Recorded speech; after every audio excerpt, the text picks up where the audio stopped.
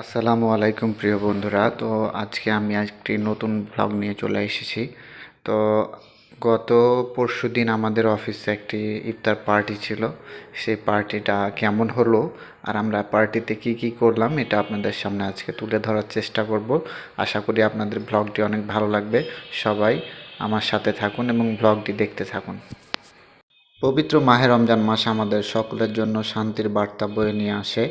এই মাসে আমরা সকলেই সিয়াম সাধনার মাধ্যমে আল্লাহর সন্তুষ্টি অর্জন করার চেষ্টা করি। তো ভিডিও শুরুতে আপনারা আমার বন্ধুকে দেখতে পাচ্ছেন, আমার সম্পর্কে কিছু বলবে। ওয়ালাইকুম আসসালাম। আমরা সবাই সুখে আছি। আজকে যে ইফতার আয়োজন, সবার এই যে স্বতঃস্ফূর্ত অংশগ্রহণ, খুবই ভালো লাগছে। আর বন্ধু ফয়সাল, সে চ্যানেল খুলেছে, বন্ধুর জন্য অনেক অনেক শুভকামনা। অনেক দূরে এগিয়ে যাও ফয়সাল, তুমি, তোমার জন্য অনেক অনেক শুভকামনা। ধন্যবাদ। তো এই ব্লগটি আমার নিজ কর্মস্থলকে নিয়ে বানানো। আপনারা দেখতে পাচ্ছেন আমার বন্ধু বান্ধব যারা আমরা একসাথে কাজ করি সকলে এখানে উপস্থিত আছে এবং অফিস থেকে এই ইফতার পার্টিটির আয়োজন করা হয়েছিল এবং আমরা সবাই মিলে খুব মজা করেছি এবং ইফতারের পাশাপাশি আমরা অফিসে সবাই মিলে একসাথে হওয়ার একটা সুযোগ পেয়েছি এবং অবসর সময় কাটানোর সুযোগ পেয়েছিলাম।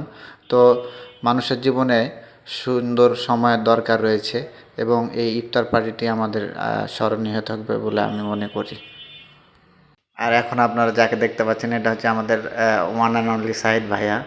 তো ভাইয়া আমার খুব কাছের মানুষ, আমার মামা মোহাম্মদ মোসাদ্দেক হোসেন সাব্বির আছে। আমাদের সোহাগ ভাইকে দেখতে পাচ্ছেন আপনারা এবং অফিসিয়াল যারা কলিগেরা ছিল, আমাদের ম্যানেজার থেকে শুরু করে সুপারভাইজার, বিভিন্ন গ্রুপের আমরা যারা আছিলাম তারা সবাই ইফতারে একসাথে হতে পেরেছিলাম এবং সুন্দর একটি পরিবেশ সৃষ্টি হয়েছিল।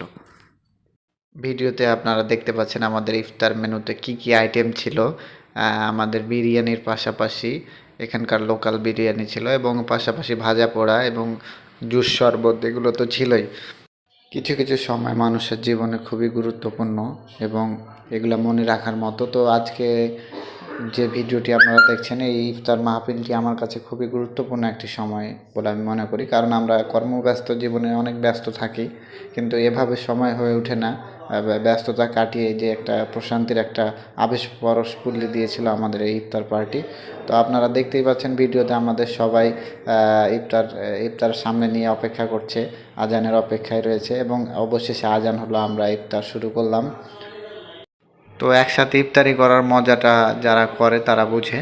তো একসাথে অনেক দিন পর সবাই একসাথে হয়ে এবং এই বছরে প্রথম আমরা একসাথে সকলে আমাদের অফিসিয়াল স্টাফ যারা ছিলাম